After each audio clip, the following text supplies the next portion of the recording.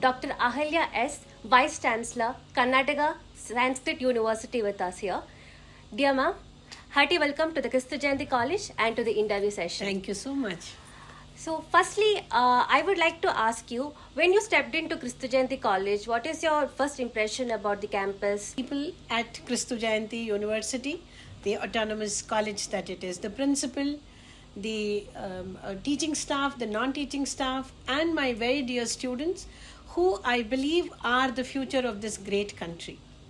I walked into Kristu sometime pre-Christmas, and the entire ambience was so festive.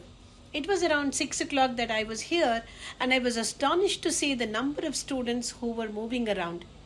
The spick and span campus, the cleanliness, the courteousness of people around with whom I was actually discussing to introduce the new course, the students who I met, everyone was extremely good and receptive of the ideas that I actually brought in.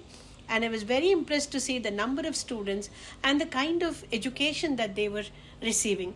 Much like the man-making, nation-building education that Swami Vivekananda spoke of, that each student was given individual attention, so much of new ideas that were amalgamated with the actual idea of education, which is to build the character, which is to make a student live a comfortable life, not just for themselves, but for the society around. So I have very good idea about the whole campus. Thank you so much, ma'am. That was very lovable to hear that from you.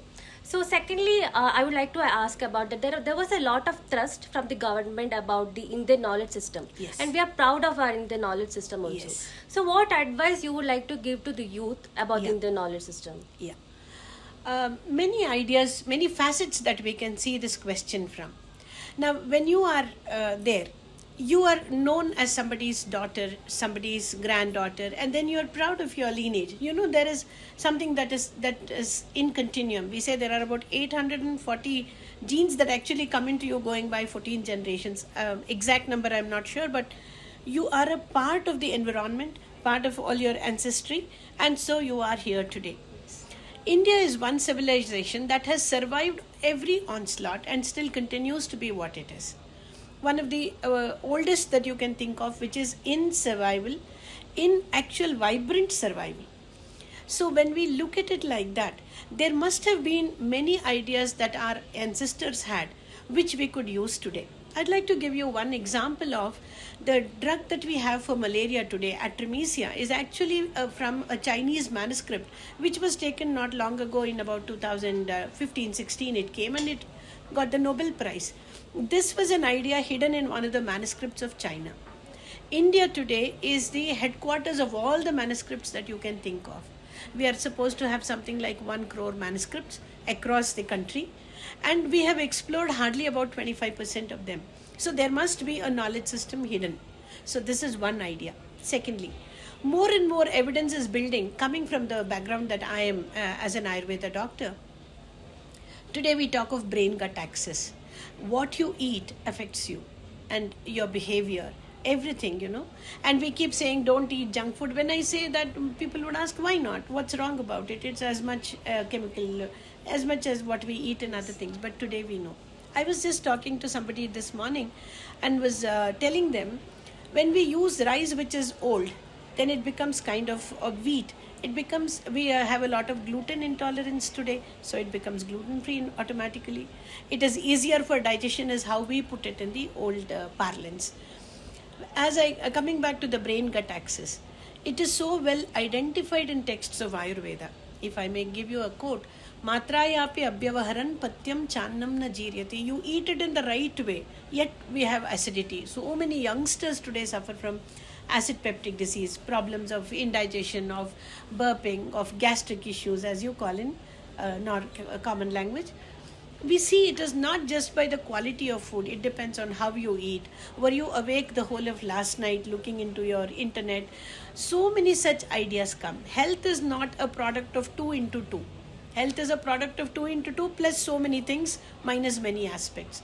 That holistic view is what was presented to us, and we need to take that.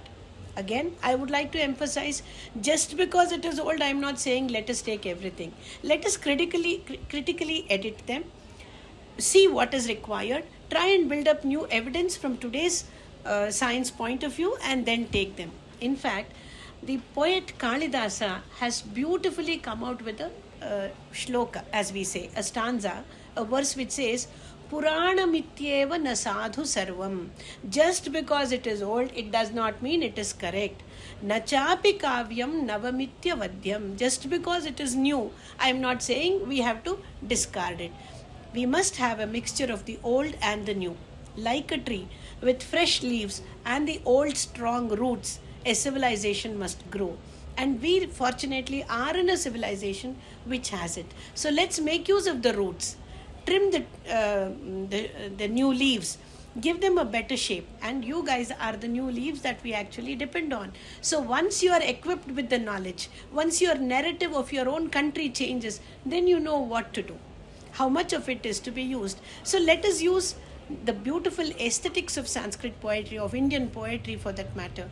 Let's look into some of the mathematical solutions that India had, the astronomical ideas that were presented to us such so beautifully. Why is a particular structure constructed so? Because sun's rays would fall on that particular pillar that particular month when the star was in that. That means they must have had so much of an observatory without the gadgets of today. So there must have been knowledge which is so very vibrant.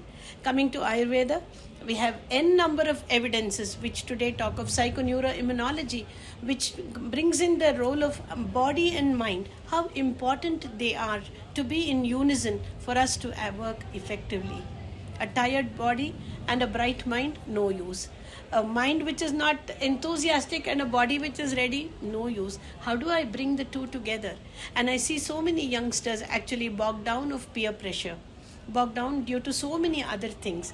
Life has changed, is not what it used to be.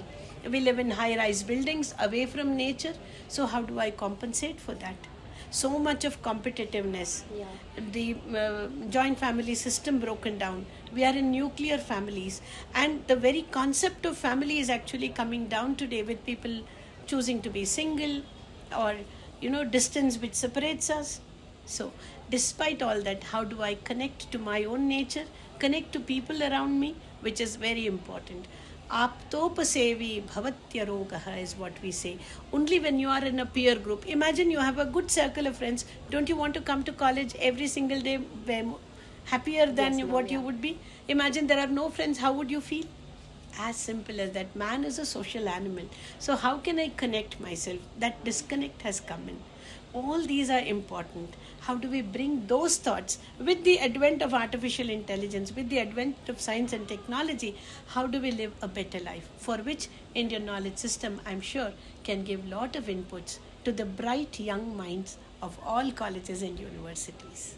That was great to hear from you, ma'am. All the advices, definitely I would think like it will be embracing the youth for the knowledge system. So finally, I would like to ask you, like you are an Ayurvedic doctor, Yes. and I came to know that.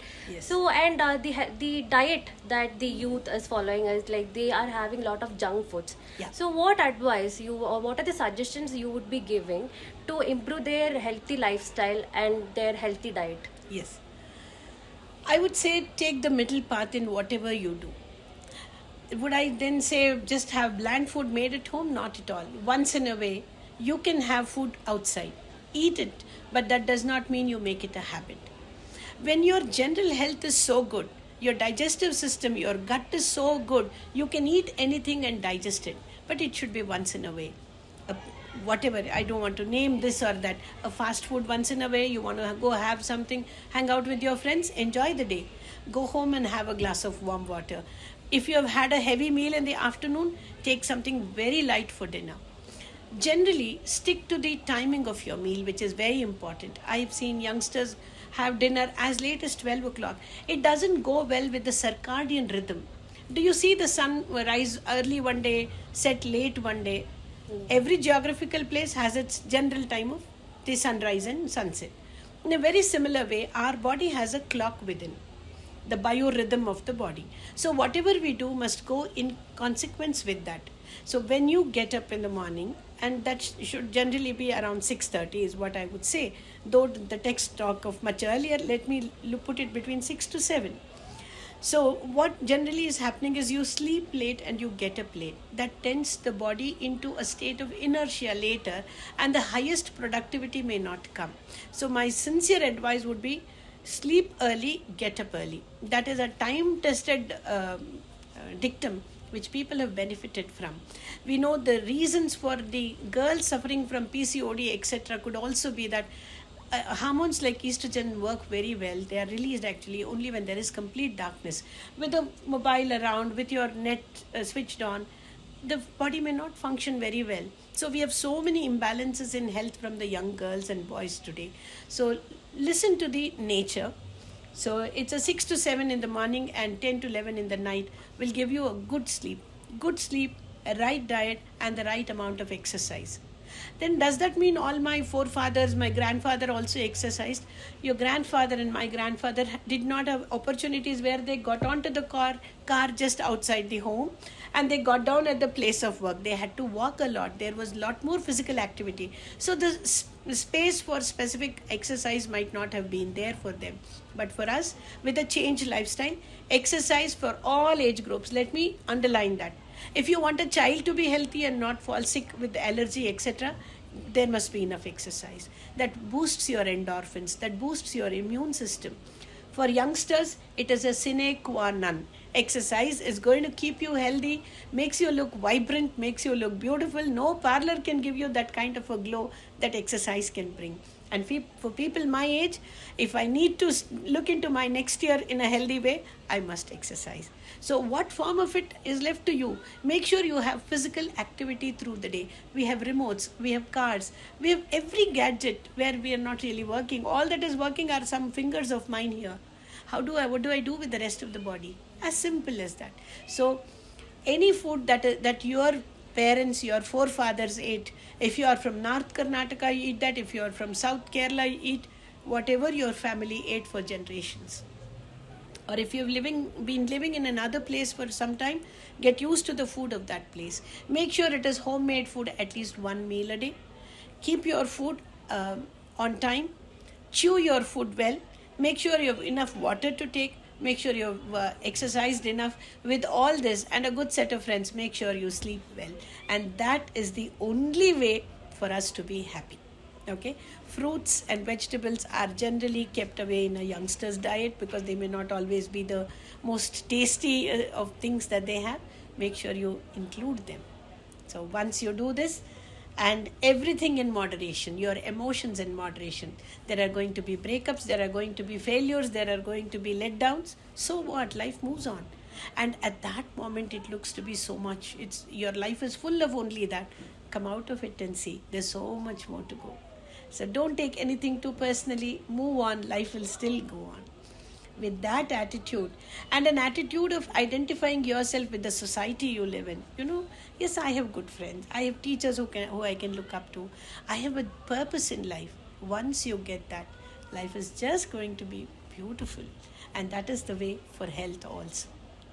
Thank you so much, ma'am, for the advice. It was actually, enlightening us for, shifting to a healthy habits. Thank you. Thank you so much for your words. It would definitely enlighten us to a brighter future. Thank you so much for joining us for the interview. Yeah, thanks for the impromptu interview.